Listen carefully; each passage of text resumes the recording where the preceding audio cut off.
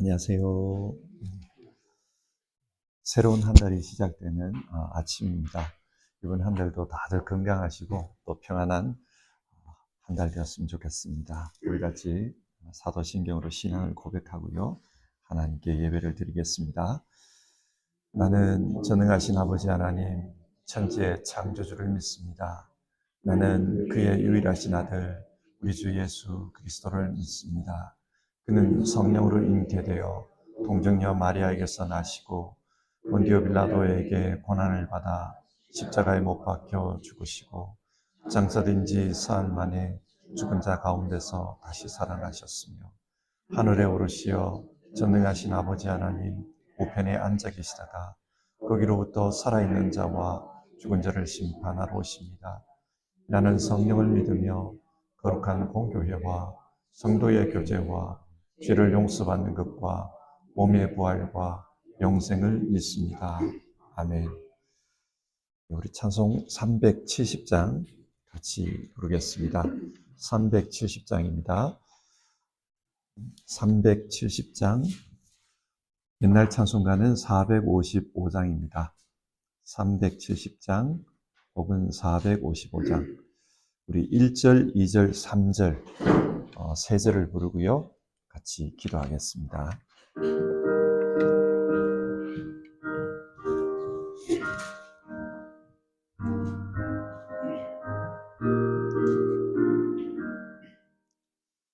주 안에 있는 나에게 단 근심이 있으랴 십자가 밑에 나가 내 짐을 풀었네. 주님을 찬송하면서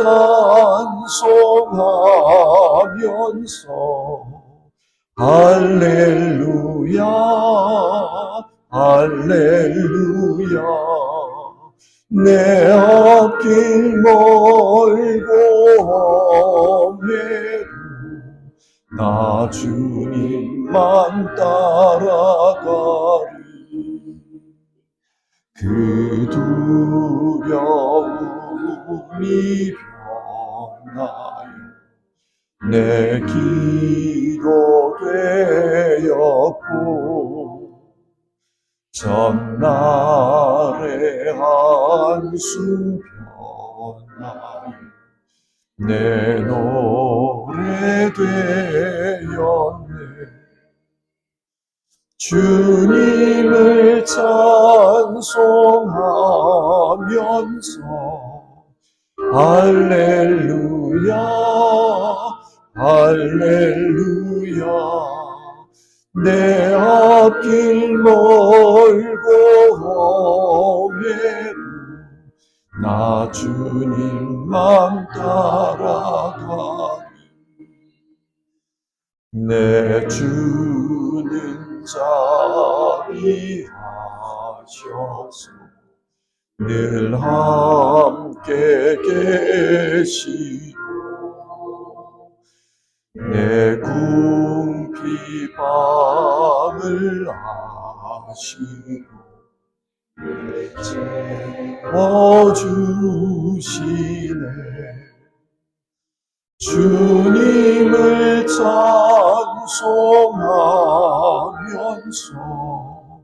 할렐루야 할렐루야 내 앞길 멀고 험해도 나 주님만 따라가리.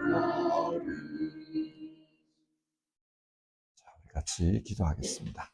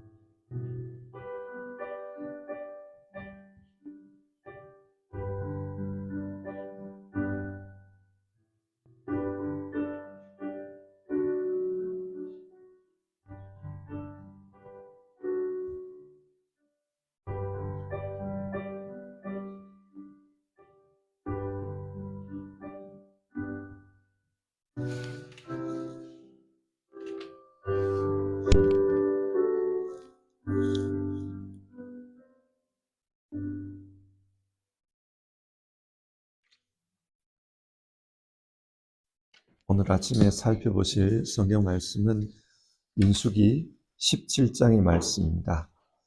민수기 17장 구약 성경 232페이지에 있습니다.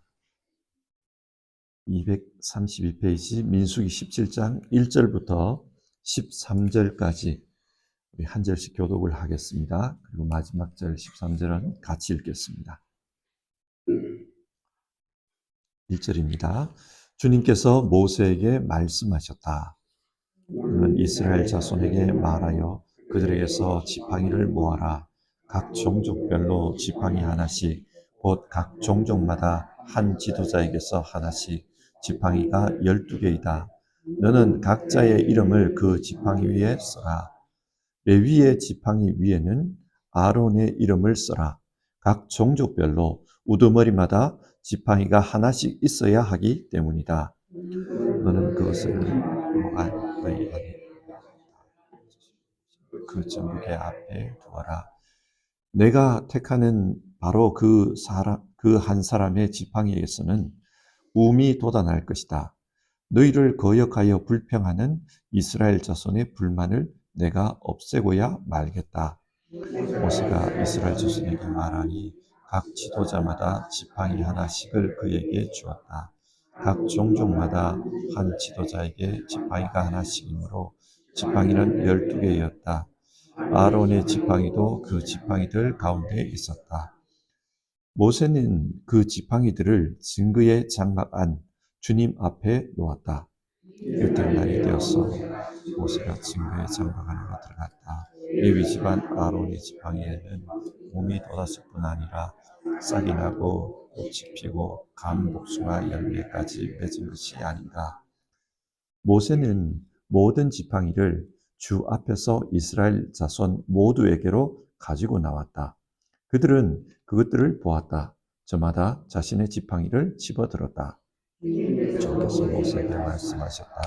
아론이 지팡이는 증거궤 앞으로 도로 가져다 놓아 번역하는 사람들에게 표적이 되도록 잘 간직하여라. 너는 다시는 그들이 나를 거역하여 원망하지 못하게 하여라. 그래야만 그들이 죽지 아니할 것이다. 모세는 주님께서 명하신 대로 하였다. 이스라엘 자손이 모세에게 다음과 같이 말하였다. 우리는 죽게 되었습니다. 망하게 되었습니다. 다 망하게 되었습니다. 같이 읽겠습니다. 가까이 가는 사람, 주님의 성막에 가까이 가는 사람은 모두 죽을 터이니 우리가 이렇게 망하는 것으로 끝장이 나야 합니까? 아멘. 민수기 17장은 소위 말하는 고라당의 반역 사건에 대해 말씀했습니다. 이스라엘 사람들은 자신들이 약속의 땅에 들어가지 못한 이유를 모세와 아론에게서 찾으려고 했습니다. 모세와 아론의 잘못된 지도력 때문에 자신들이 약속의 땅에 들어가지 못했다는 것입니다. 그래서 고라와 250명의 지도자들이 일어나서 모세와 아론을 반대했습니다. 이것이 고라당 사건입니다. 이 일로 말미암아 이스라엘 공동체는 심각한 혼란에 빠졌습니다. 이스라엘 안에 패가 나눠져 버린 거예요. 모세를 따르는 사람들이 있고 또 고라를 따르는 사람들이 있는 겁니다. 사회가 완전히 분열되었습니다. 그래서 하나님은 이런 이스라엘을 치유하기 위해서 직접 개입하십니다. 그리고 고라를 추종하던 그 일파를 지진과 불로 심판하셨습니다. 그런데 그 이후에도 문제는 계속되었던 것 같습니다. 그래서 일부 사람들이 말하기를 고라와 250명의 지도자가 죽은 게 누구 탓이냐? 아론, 모세, 너희들 때문 아니냐? 그러면서 또다시 모세와 아론을 규탄했다는 거예요. 오늘날 우리식으로 말하면 광장에 나와서 마이크를 잡고 두드러댄 겁니다. 하나님은 또다시 개입하십니다. 그래서 이스라엘을 연병으로 쳐셨다. 성경이 그렇게 말해요. 그리고 그 연병의 결과 14,000명이 죽었습니다. 하지만 그럼에도 불구하고 이스라엘 사회는 아직도 하나가 되지를 못했습니다. 자, 이런 상황에서 민수기 17장의 내용이 시작되고 있습니다. 자, 그러면 오늘 내용을 같이 한번 보십시다. 먼저 1절과 2절을 보시면요. 하나님께서 이스라엘 12지파 지도자를 부르라고 합니다. 그리고 각 지파의 지도자들에게 지팡이를 나눠주라고 해요. 그리고 그 지팡이에 지도자들의 이름을 새기게 합니다. 이스라엘에서 지팡이는 그것을 가지고 다니는 사람의 권위를 상징합니다. 지팡이가 있다는 것은 권위가 있다는 말이에요. 그리고 각 지파의 권위를 상징하는 그 지팡이에 이름을 새기라고 합니다. 그리고 그 지팡이를 어떻게 하라고 했는가? 4절을 보시면은 회막 안, 하나님이 자신을 나타내는 증거궤 앞에다가 이 지팡이 12개를 갖다 놓으라고 했습니다. 그때에 레위 지파 지팡이에는 아론의 이름을 적으라고 했습니다. 모세는 시키는 대로 합니다. 여러분, 지금 하나님께서 어떤 일을 하려고 하시는 겁니까? 회막 안에 있는 증거궤는 하나님이 임재하는 곳입니다. 그러니까 지금 하나님께서 직접 임재하셔서 자신이 세운 지도자가 누구인지를 밝히 보이겠다는 겁니다. 어떤 방식입니까? 5절을 보시면은 하나님이 선택한 그 사람의 지팡이에는 움이 돋아날 것이다. 그런 말씀을 합니다. 우리가 잘 아는 대로 지팡이로 쓰는 이 막대기는 죽은 나무입니다. 위가 잘리고 아래가 잘린 겁니다. 그런데 그 지팡이에서 싹이 난다는 거예요. 그것을 통해 전능하신 하나님의 능력을 보이겠다는 겁니다. 하나님께서 무엇을 위해서 이 일을 하시는가? 이렇게 하시는 목적이 5절 뒷부분에 나옵니다. 너희를 거역하여 불평하는 이스라엘 자손의 불만을 내가 없애고야 말겠다. 하나님께서 모든 사람으로 하여금 하나님이 모세와 아론을 세웠다는 것을 보여주겠다는 겁니다. 그리고 이를 통해서 이스라엘 공동체 내의 분열, 분쟁, 이것을 종식시키겠다. 그것을 말하고 있는 겁니다. 모세는 각 지파별로 지팡이를 가져와 가지고 전국의 앞에 갖다 놓았습니다. 그리고 8절을 보면 이튿날이 되어 모세가 증거의 장막 안으로 들어갔다. 레위 집안 아론의 지팡이에는 움이 돋았을 뿐 아니라 싹이 나고 꽃이 피고 감복숭아 열매까지 맺은 것이 아닌가. 실제로 신기한 일이 벌어졌습니다. 하나님께서 모세에게 말씀하신 대로 그렇게 된 겁니다. 죽은 그 나무 지팡이에서 싹이 나고 꽃이 피고 열매가 맺혔습니다. 하루 만에 그렇게 된 겁니다. 모세는 각자의 지팡이들을 각자에게 돌려줍니다. 그러면서 사람들로 하여금 아론의 지팡이를 보게 한 거예요. 그 지팡이에만 싹이 나고 꽃이 피고 열매가 맺혔습니다. 자, 이런 현상을 보면서 사람들이 어떤 생각을 하겠습니까? 하나님이 세운 지도자가 누구인지를 자신들도 알게 되는 겁니다.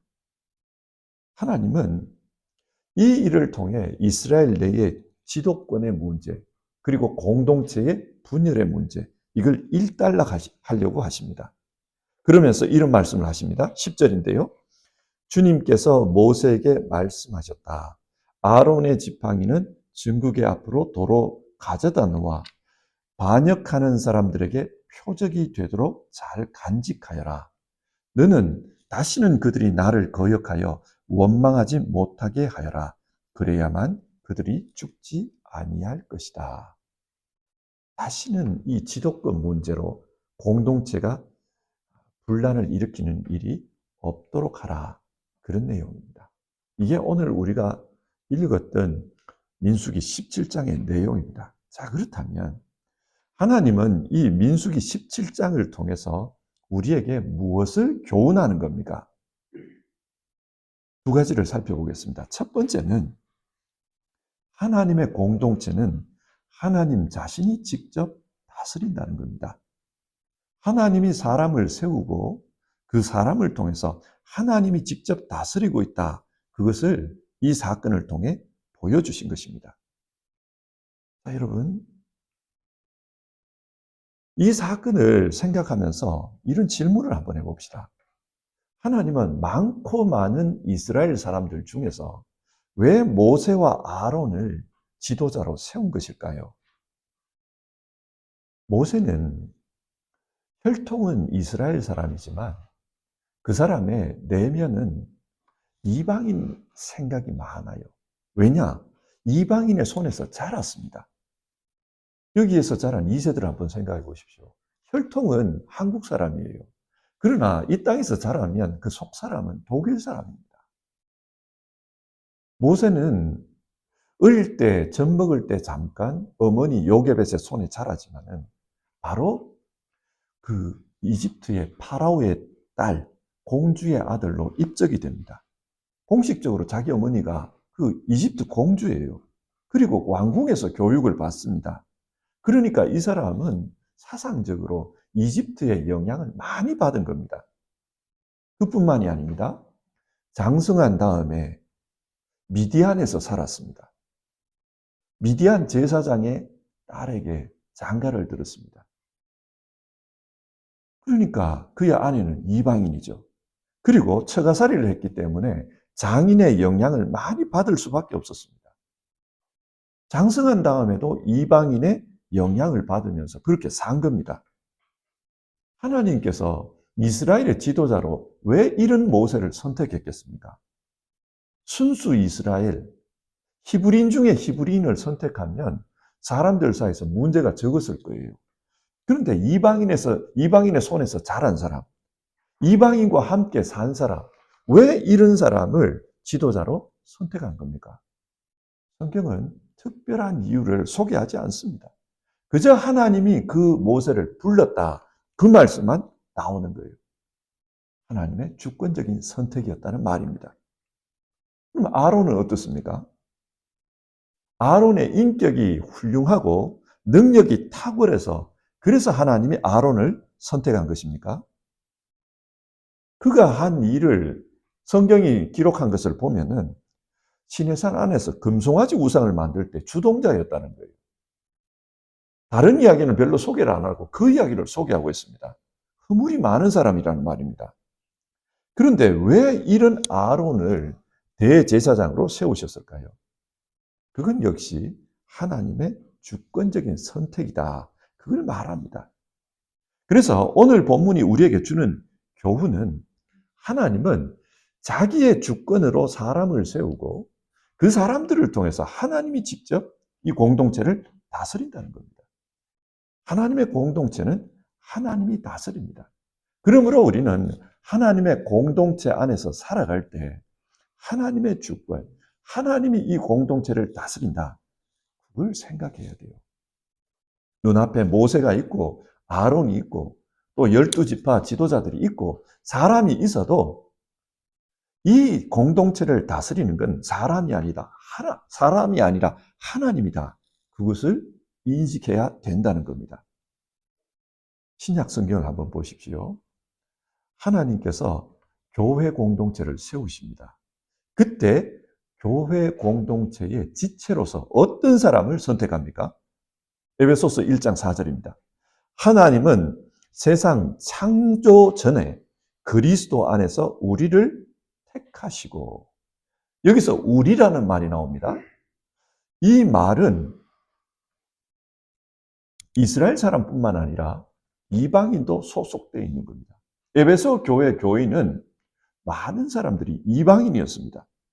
이게 보통 일이 아니에요. 유대인들은 그 당시에 이방인들이 하나님을 믿을 수 있느냐, 이 문제를 가지고 문제 제기를 했습니다.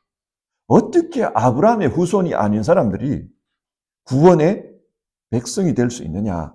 그걸 계속해서 질문했습니다. 이에 대해 바울이 뭐라고 했습니까? 바울의 대답입니다. 토기장이가 귀한 그릇을 만들든지 천한 그릇을 만들든지 그것은 토기장의 마음이다. 하나님의 공동체 교회를 하나님이 이스라엘 사람 가지고 만들든지 이방인 가지고 만들든지 아니면 모든 사람들이 섞여 있는 그런 모습으로 만들든지 그것은 하나님의 마음이다. 하나님 주권이다. 그렇게 이야기를 했습니다. 이처럼 오늘 우리 역시도 하나님의 주권으로 하나님의 백성이 된 겁니다. 그렇다면 그 공동체에 속한 사람들은 하나님의 주권을 인정하고 또 그 주권에 감사하면서 순종하는 게 옳습니다. 어떻게 해요? 우리 각 사람들을 모아 공동체를 만드신 그 하나님이 이 공동체를 움직이신다. 그걸 인정하고 이 하나님의 뜻이 나타나도록 우리는 순종해야 된다. 그런 마음을 가지는 것이 중요합니다. 교회는 하나님의 뜻이 나타나는 곳이어야 합니다. 교회는 하나님의 다스림이 실현되는 곳이어야 합니다. 그렇기 때문에 목사 같은 이런 한 개인의 의견이 교회 안에서 너무 두드러지면 안 됩니다. 목사가 그 공동체를 지배하려고 해서는 안 됩니다. 이것은 목사뿐만 아니라 다른 사람도 마찬가지입니다. 세상에 힘 있는 어떤 사람이 교회에 와서 그 교회를 지배하려고 해서는 안 됩니다. 우리는 하나님의 뜻이 이루어지도록 우리 스스로를 하나님께 순종시키고 또 우리가 속한 이 공동체가 사람이 아니라 하나님에 의해 움직이도록 하는 일에 힘써야 합니다. 하나님은 우리 각자에게 직분을 맡겨주셨습니다. 각자의 역할을 하나님께서 정해주십니다. 우리는 자기 자리에서 하나님이 우리의 공동체를 다스리도록 하는 일, 거기에 집중해야 하는 겁니다. 그게 우리가 해야 될 일이다.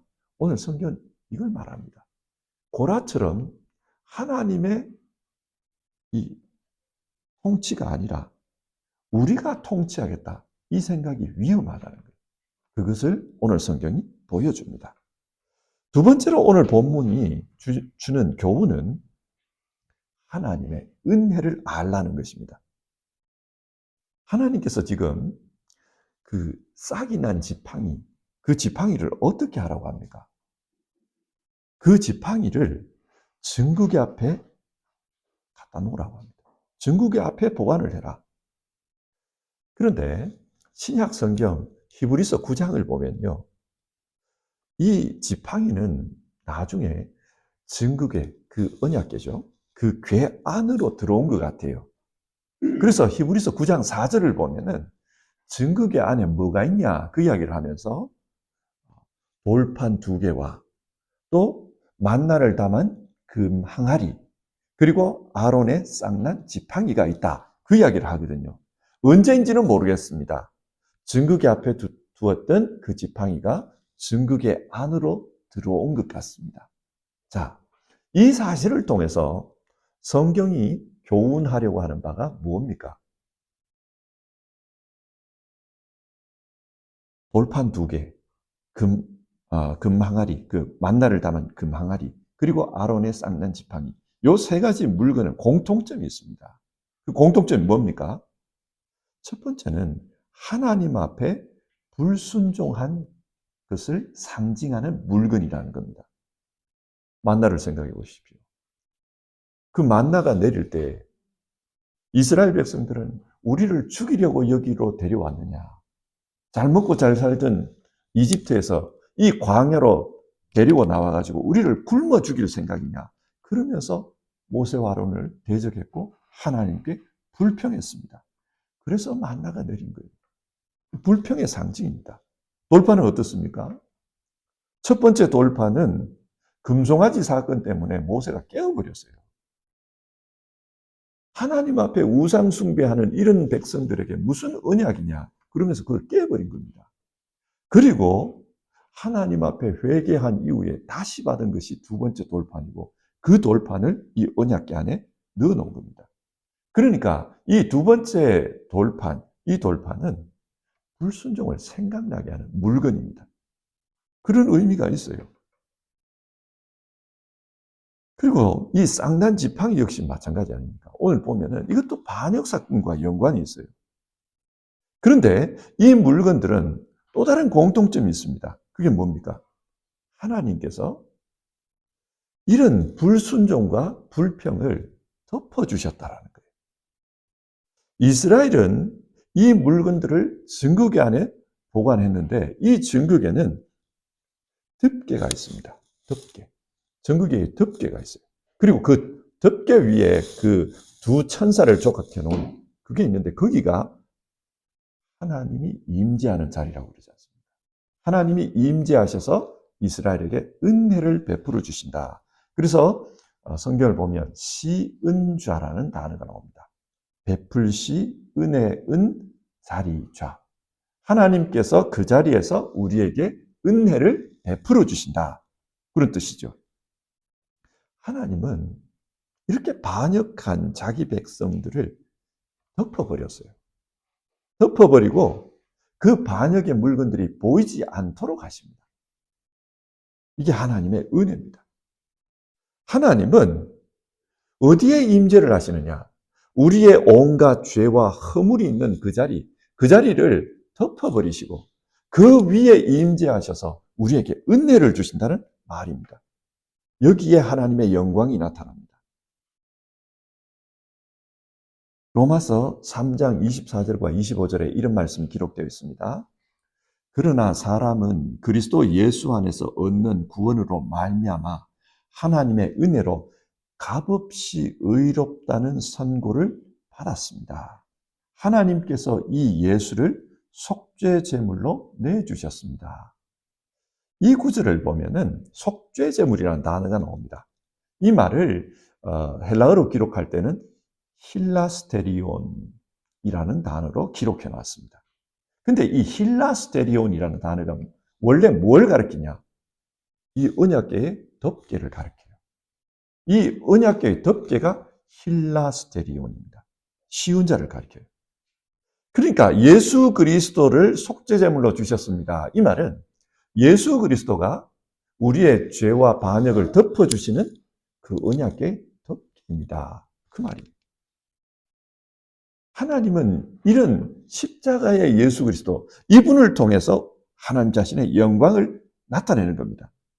자, 이렇게 보면은 오늘 본문에서 아론의 쌍난 지팡이를 전국에 앞에 두라. 이 말은요, 하나님께서 은혜를 나타내시겠다는 겁니다. 인간의 죄, 인간의 반역, 그것을 가려주시는 하나님이다. 그걸 나타내겠다는 거예요. 그를 통해서 하나님이 의도하는 게 뭔가?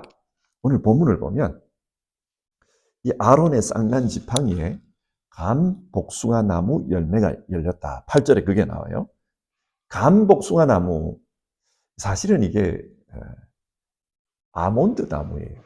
번역을 할 때 감 복숭아라고 번역을 했는데 사실은 아몬드 나무입니다. 그런데 중요한 거는 이 감 복숭아로 번역된 요 말이 히브리 말로는 쇼케드입니다. 쇼케드. 이 쇼케드라는 단어는요, 이 나무를 가리키기도 하지만 의미로 볼 때 지키다, 보호하다, 그 단어와 연관이 있어요. 그러니까 지금 그 쌍난 지팡이에 감복숭아 열매가 열렸다. 이 말은 하나님께서 아론을 지켜주고 계신다. 그런 의미가 있는 거예요.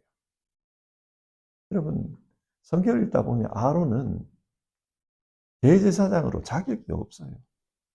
하나님을 반역한 그 금송아지를 만드는데 무슨 대제사장입니까? 그리고 그 이후에도 미리암과 아론이 또 모세를 대적했다. 그 이야기가 나오잖아요. 무슨 자기가 그런 자격이 있습니까? 그런데 그런 자격 없는 아론을 하나님이 대제사장으로 지켜주신다는 거예요.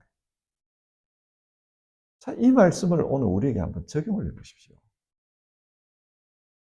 우리 역시도 이 시대의 영적 제사장들입니다. 어쩌면 세상 사람들이 우리 믿는 자들, 그리스도인들을 보면서 그런 말을 할 수 있어요. 니네가 대제사장이냐? 자격이 있느냐? 거룩하냐? 성결하냐? 신실하냐? 하나님의 기준에 합당하냐? 그렇게 질문하면서 따질 수 있습니다. 어찌 보면은 부족한 부분이 많을 수 있어요. 그러나 그럼에도 불구하고 하나님은 자기가 선택한 사람, 그 사람을 덮어주시고 덮어주실 뿐만 아니라 지켜주신다는 거예요.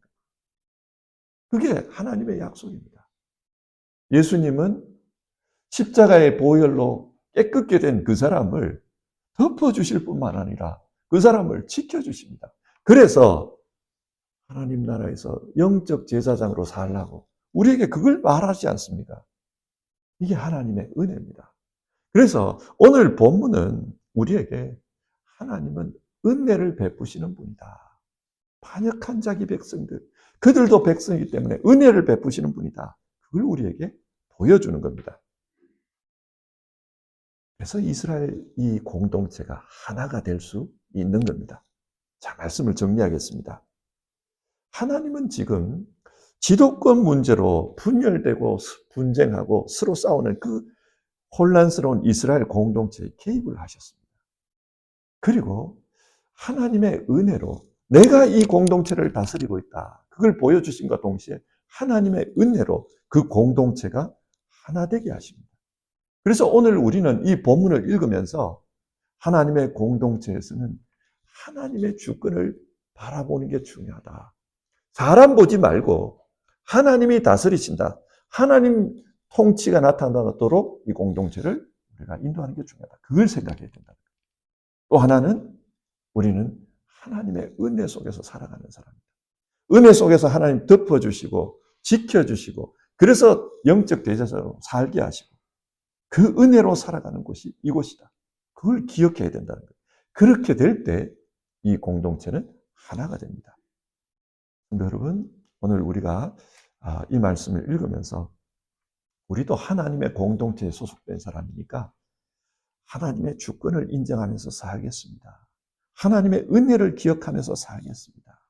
그래서 내가 하나님께서 영적 제사장이라는 그 직분을 주셨는데 그것을 잘 감당하겠습니다. 우리가 그렇게 기도하고 하루를 시작했으면 좋겠습니다. 하나님께서 우리 모두를 지켜주실 겁니다. 우리 찬송하고요. 같이 기도하는 시간을 가지겠습니다. 310장입니다. 찬송가 310장입니다. 옛날 찬송가는 410장이고요. 아 하나님의 은혜로 우리 1절과 2절 부르고 같이 기도하겠습니다.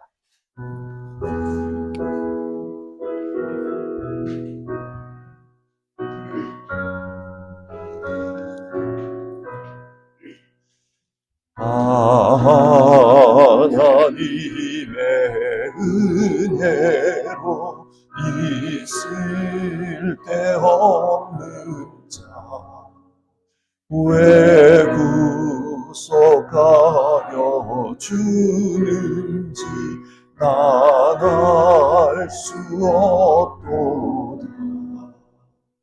내가 믿고 또 의지하는 내 모든 형편 아시는 주님 늘 보호해 주실 것을 나는 확실히 아네.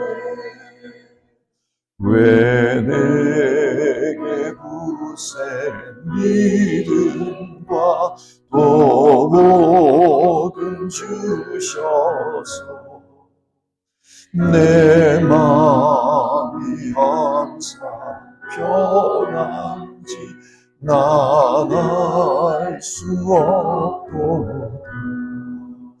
내가 믿고 또 의지하는 내 모든 형편 아시는 주님 늘 보호해 주실 것을 나는 확실히 아네.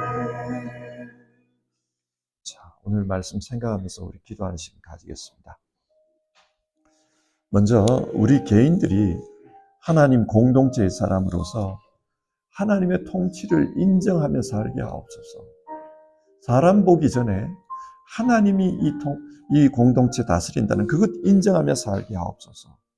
그리고 하나님께서 내게 은혜를 베풀어 주셔서 나는 하나님 공동체의 사람으로 살아갑니다. 내게 허물을 덮어주실 뿐만 아니라 붙잡아 주셔서 영적 제사장으로 살게 하시는 그 하나님 은혜 기억하면서 살기를 원합니다. 우리가 개인적으로는 이 기도를 했으면 좋겠고요. 5월은 가정의 달이잖아요. 우리 가정과 또 우리 사회를 위해서 같이 기도했으면 좋겠습니다.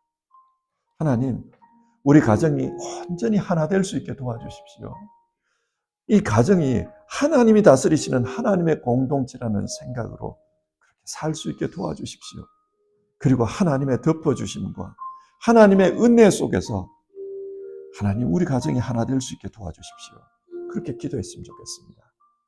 지금 한국 사회도 그렇고 우리가 살고 있는 이 독일 사회도 그렇고 전 세계를 봐도 그렇고 세계가 많이 나눠져 있어요. 사회가 분열되어 있습니다. 하나님, 우리가 사는 이 시대가 왜 이렇게 됐는지 모르겠습니다. 하나님 도와주십시오. 우리 믿는 자들이 하나님의 통치를 인정하고 하나님의 은혜를 생각하며 사는 가운데 이 하나님의 하나 되게 하시는 역사, 그 역사를 감당하는 그 자리에 서 있을 수 있게 도와주십시오. 우리 그렇게 같이 기도해 봅시다.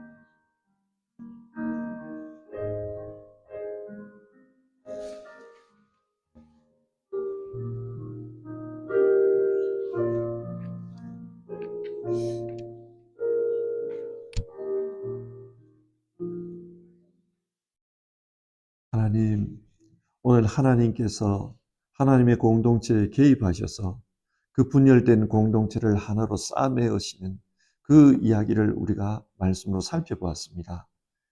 하나님께서 일하고 계시고 또 하나님께서 뜻하신 바대로 공동체를 이끌어 가시는 줄 믿습니다. 하나님, 그 역사가 오늘 우리 속에도 나타나게 하여 주시옵소서.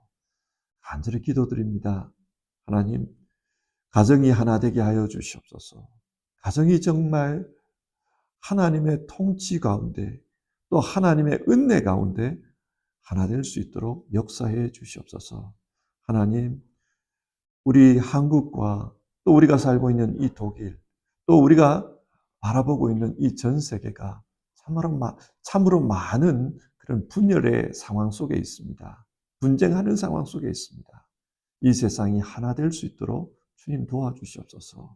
하나님, 하나님께서 일하실 때 먼저 우리 믿는 자들이 하나님의 통치를 인정하고 또 하나님의 은혜를 생각하면서 하나님의 하나 되게 하시는 그 일에 쓰임 받을 수 있도록 도와주시옵소서.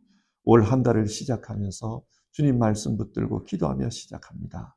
이 한 달 정말 하나님의 은혜 가운데 살게 하시고 가정에서도 교회에서도 또 세상에서도 하나님의 회복케 하시는 역사들이 있게 하여 주시옵소서.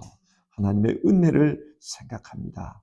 귀하신 예수님의 이름으로 기도드립니다. 아멘. 주기도문 하겠습니다. 하늘에 계신 우리 아버지, 아버지의 이름을 거룩하게 하시며 아버지의 나라가 오게 하시며 아버지의 뜻이 하늘에서와 같이 땅에서도 이루어지게 하소서. 오늘 우리에게 일용할 양식을 주시고 우리가 우리에게 잘못한 사람을 용서하여 준 것 같이 우리 죄를 용서하여 주시고 우리를 시험에 빠지지 않게 하시고 악에서 구하소서. 나라와 권능과 영광이 영원히 아버지의 것입니다. 아멘.